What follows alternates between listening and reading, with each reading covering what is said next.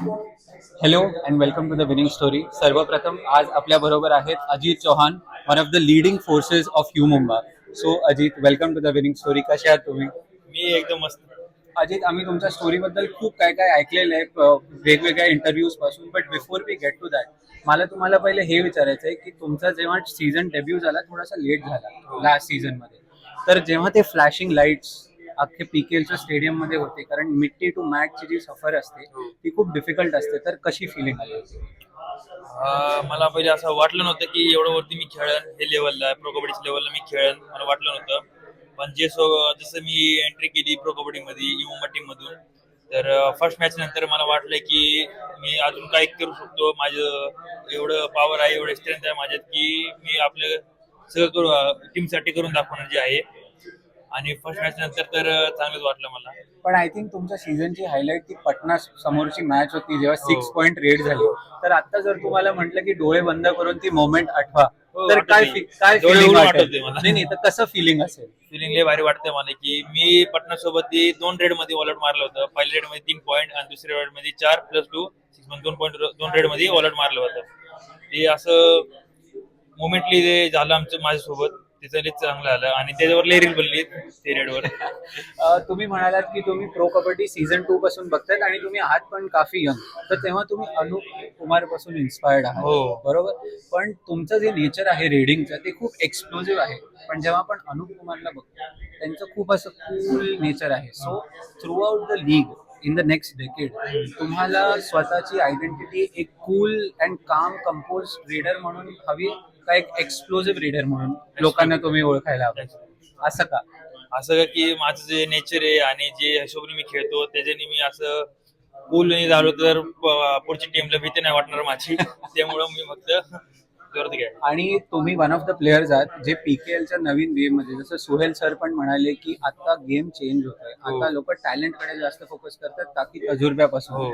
तर आता would you want to be the next league of Pardeep Narwal, Pawan Sehrawat? तर तुम्ही जर लीग मध्ये जर त्या गेलात पुढच्या 10 वर्षात, हो. तर तुमचा लोकांसाठी काय मेसेज असेल? तुमचा म्हणजे लोकांना तुमच्याकडे बघण्याचा नजरिया तुम्हाला कसा हवा असेल? लोकांचं कसं आहे माहिती का, जसं जसं प्लेअरचं एज वाढतो तसं परफॉर्मन्स डाऊन होतो. मग लोक बघायला पण कमी करतात त्याच्याकडं. पण तसं नसतं. एक काळ असतो म्हणून आपला प्लेअरचा काळ असतो, जे काळ ते खेळ जोरात खेळतात. ते जसं बरोबर. प्रदीप नावाचा काळ होता, हो. 5-6 वर्षाले जोरात खेळते असा पिरियड होता. तसं सगळ्यांचा काळ असतो, एका काळानंतर सगळं स्टॉप होतात. पण जेवढं सपोर्ट करतात ते टायमिंगला आणि ह्या टायमिंगला पण तेवढं सपोर्ट करा ते प्लेअरला, त्याला पण भारी वाटतं प्लेअरला. तुम्ही भरपूर इंटरव्ह्यूज मध्ये हे सांगितलंय की तुम्ही बरीच कामं केली आहेत, पण तुमचं जे जिद्दी नेचर तुमचं जे जिद्दी नेचर आहे लहानपणीपासूनचं, एक तुम्ही किस्सा सांगितला होता जेव्हा तुम्हाला 12,000 रुपये हवे होते एका हा. कन्स्ट्रक्शन साईट मध्ये, तर हो. त्याची काही आठवण जर तुम्ही सांगू शकाल? असं झालंय की माझी जस्ट नववीची सुट्टी लागली होती मला हा. शाळेची. तेव्हा मला फोन हवा होतं. हा. घरचे म्हणले माझे एवढे पैसे नाही आमच्याकडे, तुला घ्यायचे पण तू कमवतो घे फोन. Absolutely, हो. तेव्हा मी काम केलं कशावर बिगारी काम केलं. बरोबर. तेव्हा मी बरोबर 8,000 रुपये, दीड महिन्यामध्ये 8,000 रुपये मला भेटले होते.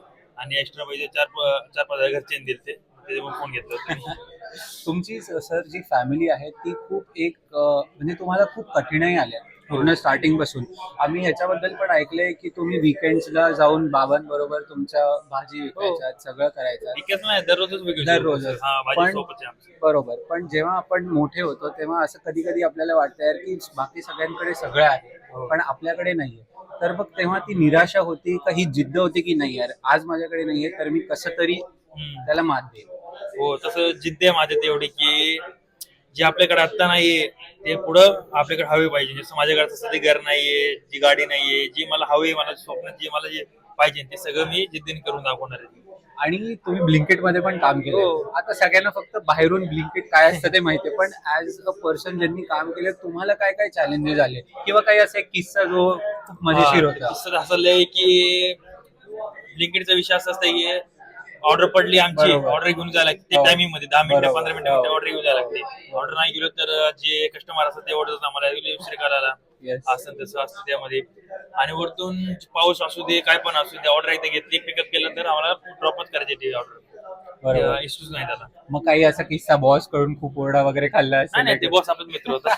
मित्र होते आमचे. येस. आणि जाण्याच्या पूर्वी आमची एक सेगमेंट असते ज्याला आपण म्हणतो द विनिंग स्टोरी सेगमेंट. हो. तर तुमची विनिंग स्टोरी काय आहे? माझी बिनविसून असं आहे की मी लय गरीब कुटुंबातून आलो.